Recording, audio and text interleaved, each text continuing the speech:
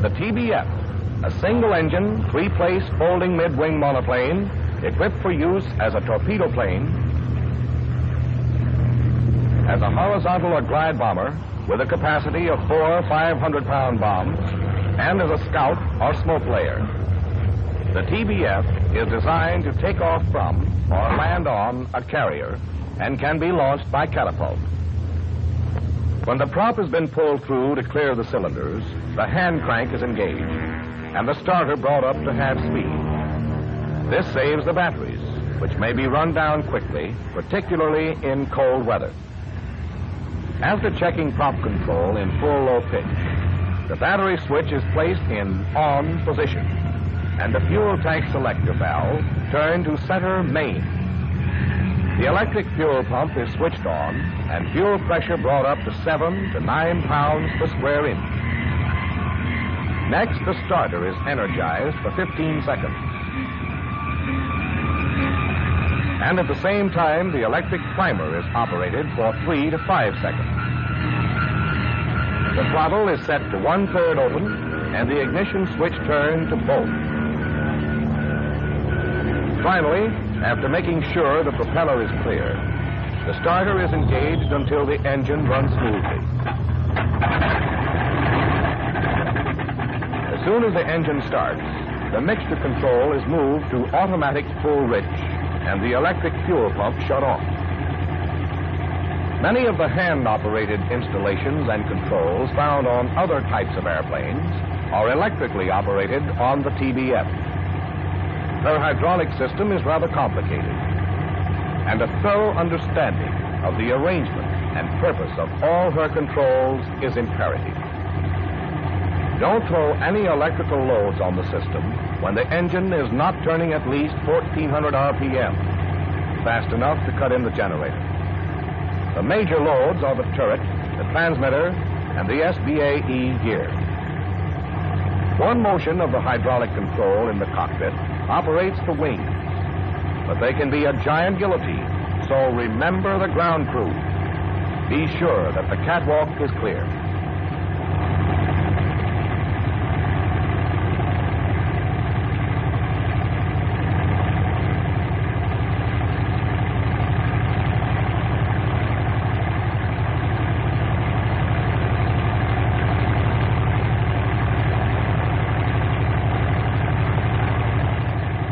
If you have any difficulty locking the T-handle, the hand hydraulic pump will give you additional pressure. Push the handle in and rotate it clockwise to lock.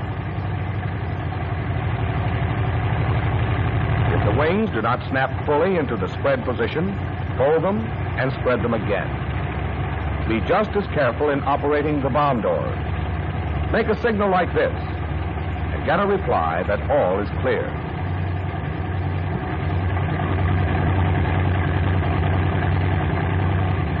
The normal operating pressure for the hydraulic system is 1,500 pounds to the square inch.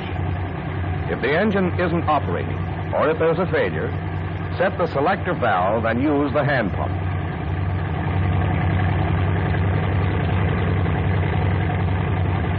The hydraulic system also operates the cowl flaps.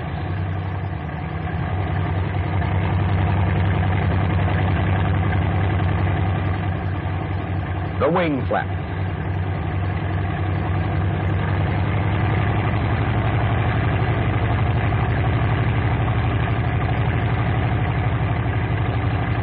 And the oil cooler shutter. Adjust your seat to the highest comfortable position. And note that you sit high off the deck. At first, you may find it difficult to judge depth. Visibility, however, is excellent. Before you taxi away from the apron, secure your shoulder harness properly.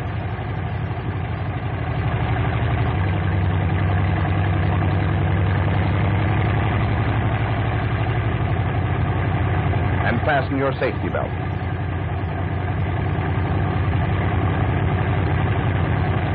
To adjust the rudder pedals, put toes on adjustment levers and push the pedals all the way forward. Then, with toes under the pedals, bring them back a notch at a time to the most comfortable position. Be sure that each pedal has ratcheted past the same number of notches. You can't see your passenger, so make sure he's set before taking off. The second seat cockpit must be kept closed and locked while engine is turning up. A good blast may wreck it. Secure the hood sections and go methodically through the checkoff list. On some early models, you may find a turntable checkoff list like this one. However, on late models, the takeoff and landing checkoff list is on a permanent plate on the right of the instrument panel. Check your fuel tanks first with the selector switch to be sure you have plenty of gas. When flying, make doubly sure that the setting of the switch corresponds with the fuel selection. All three tanks are in the stub wings and are self-sealing. 141 gallons in the main, 80 in the left main, and 80 in the right main. A total of 301 gallons. Without bombs, an extra 270 gallons can be carried in the bomb bay in an auxiliary droppable tank. You'll want 2,600 RPM for taking off, so push the prop control knob all the way in, full low pitch. There's a vernier control for fine adjustment. Now you're ready to check the two-speed blower for proper functioning. Close the throttle. Move blower control rapidly from low to high. Open throttle until manifold pressure gauge shows 30 inches. Then shift blower control back to low. If a sudden decrease in manifold pressure occurs, it indicates that the supercharger is operating properly. Carburetor air in, direct. Note there is no intermediate position of this air control. Oil cooler flaps open.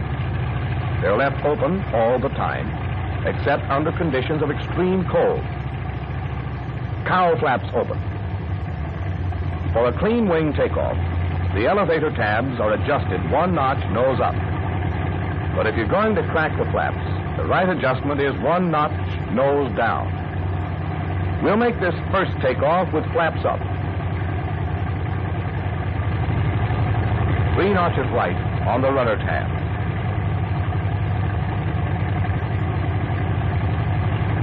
Aileron tab in neutral. Bomb doors are closed. Hood sections locked open.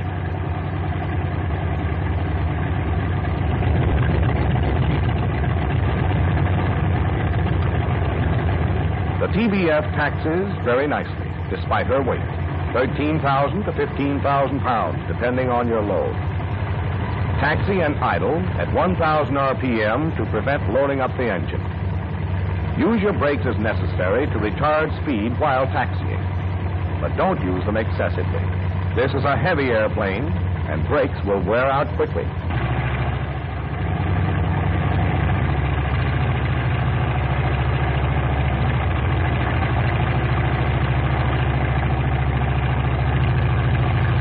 Operating limits for your oil pressure are between 75 and 90 pounds. Oil temperature from 60 to 102 degrees centigrade. Fuel pressure 6 to 7 pounds to the square inch. Cylinder head temperatures can be as high as 248 degrees for 5 minutes at 2,600. Normal temperatures vary from 175 to 200 degrees centigrade at cruising speeds.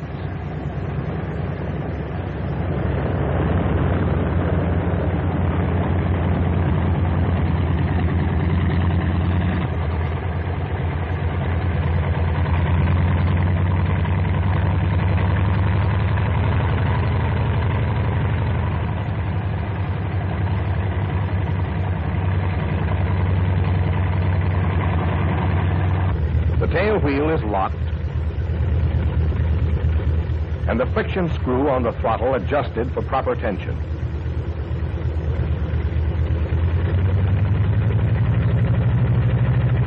Full throttle gives 44 inches, and full low pitch, 2,600 RPM. When the pilot is sure he has rated power, he eases off the brakes. The takeoff is made with the tail well down, almost a three-point attitude.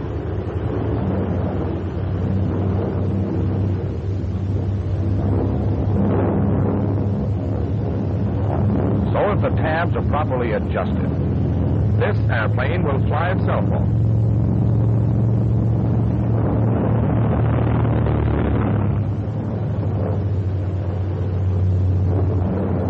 Let's take her off again with a clean wing.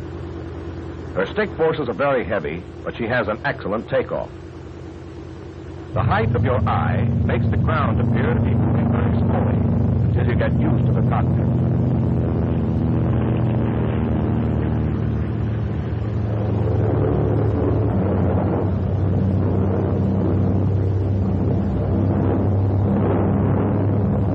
As soon as he is in the air, the pilot throttles back to 37 inches and governs down to 2,400 for the normal rated climb. Before we go upstairs, let's do a takeoff with flaps down.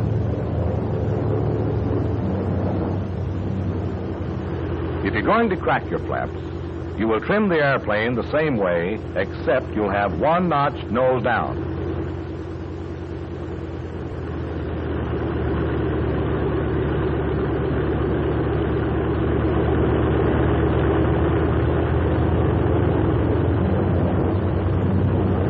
Pilot builds his speed up to about 60 knots, and down come his flaps. They operate very quickly and give an immediate lift. It is not safe to bring up the wing flaps until you have a good margin of speed at an altitude of 300 to 500 feet.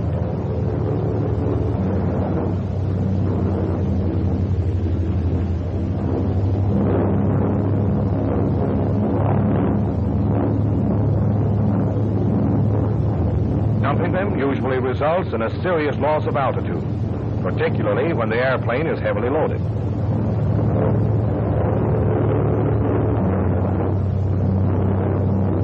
And remember one other point about the flaps. Don't crack them above 120 knots. You'll get a violent nose-up attitude.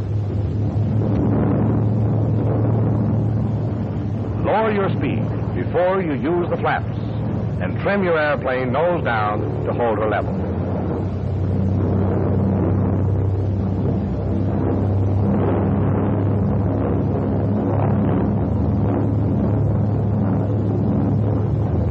This engine should be operated in the low-blower ratio at low altitudes. The governing factor is whether you can get the desired manifold pressure, remembering, of course, to operate within the proper limits. 44 inches at 2,600 RPM, 39 to 37 at 2,400, and 30 to 26 at 2,100. You'll get better gas economy in the low blower. To change over to high blower, have the mixture in full rich, and ease back on the throttle. This is important. Otherwise, you may set up excessive manifold pressures. Shift with positive movement and make any necessary adjustments to obtain the desired power. In a cruising power climb, it won't be necessary to shift until about 13,000, but 6,000 feet is the optimum cruising altitude. At maximum speed, you will burn your normal gas load in 1 9/10 hours, but with extreme care, you can make it last 7 hours, while carrying a scout load of 13,205 pounds. Familiarize yourself with a fuel consumption chart for this airplane so as to get top performance depending on your mission. Normally, you'll burn around 45 gallons an hour with about 1,300 RPM and manifold adjusted to give you about 125 knots indicated. 65% of rated power, 2,100 with 28 to 30 inches, gives an indicated speed of about 175 knots. Now that we have plenty of altitude, let's study the behavior of the TBF in stalls. With power on and flaps and wheels up, she'll stall between 65 and 70 knots. The nose comes up and then gets very heavy. She shudders and falls off. But she behaves and recovers normally.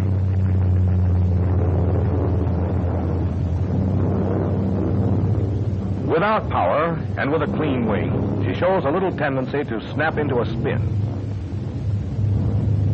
There she goes.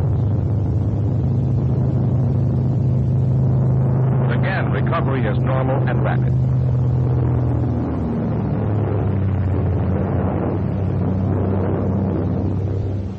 Variations in power or speed have little adverse effect on lateral control. Less, in fact, than with most modern airplanes.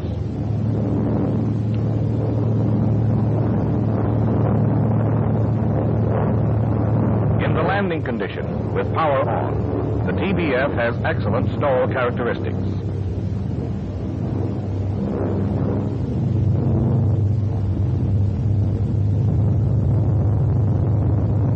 She's quite stable, and the usual corrections quickly bring normal recovery.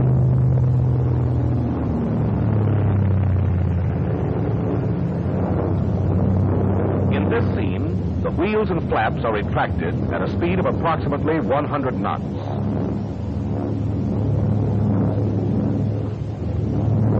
On this airplane, because of an interlocking control system, the operation of lowering the flaps can also extend the landing gear.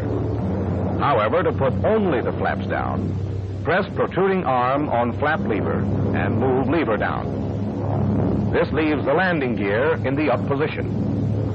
Unless you have a smooth field, it is best to make a forced landing with wheels up. Less damage will usually result than with wheels down. This also applies to an emergency landing on water.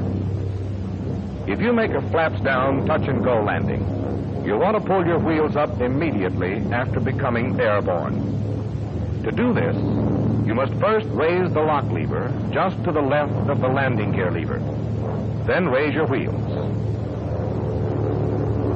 Be thoroughly familiar with this installation before flying the airplane. After a flap-down takeoff, always get 300 to 500 feet altitude, depending on your load, before retracting your flaps. Here's what happens when the flaps are dumped. You will lose about 200 feet of altitude. The versatile TBF may be used for glide bombing with a 1,600-pound bomb at angles up to 60 degrees. The usual precautions are necessary for glide bombing. Throttle back to around 20 inches to prevent cooling off too fast or torching. Go into the dive at about 90 knots. And trim rudder left as necessary.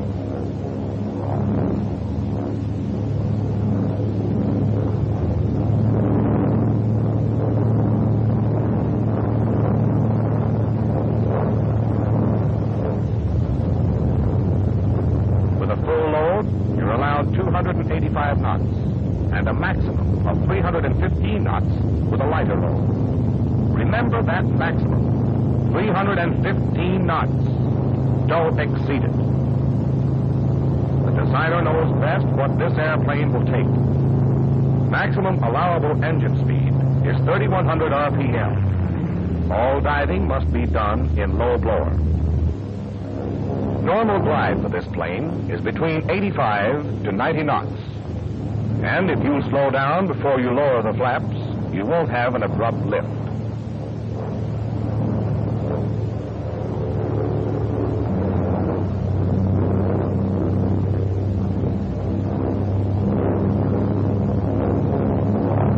Gone through your landing checkoff list. The landing approach is made at a speed of 80 to 90 knots. Start slowing down and come across the edge of the field at about 80 knots. Keep the nose down until you're 10 to 15 feet off the mat. Then bring the nose up in a steady, smooth motion, like this.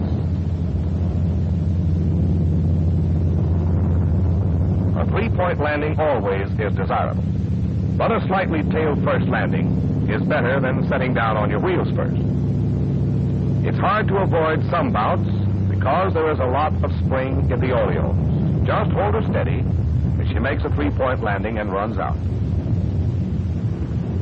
All right, let's try it again and see how she behaves without power. We're coming in again. We've gone through our checkoff list. The approach is perfectly normal. Controls are heavy and a little sloppy, but they're positive. He gets right down close to the ground and sets her down. No bad characteristics at all. A little bounce, and he's down.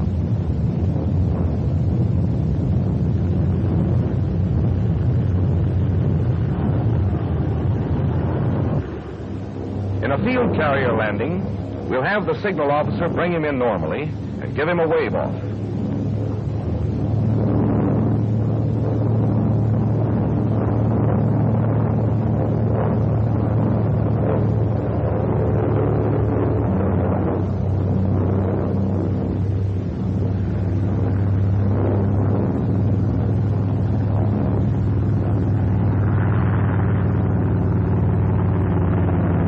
Taking a wave off, don't snap the throttle forward. Move it quickly, but smoothly.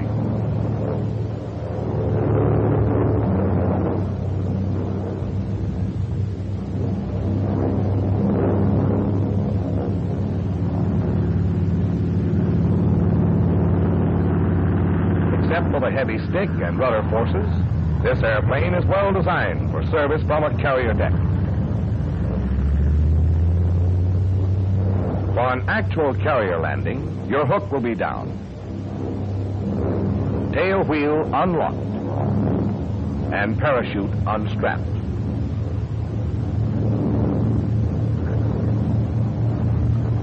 This airplane was not designed for any violent maneuvers, not necessary in normal flight situations. Avoid all stunts and other such shenanigans.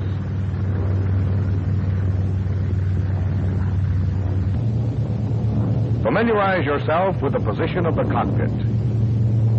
At first, you'll think you're diving on the field as you make your approach. But she has a relatively short landing run and very little tendency to ground loop.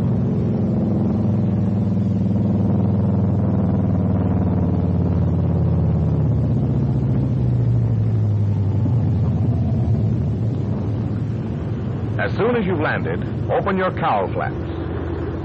Unlock the tail wheel and retract your wing flaps before you taxi to the line.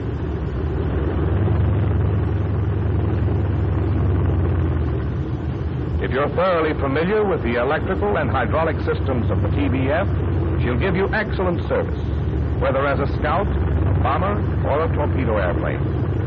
You can depend on the TBF to live up to her name, the Avenger.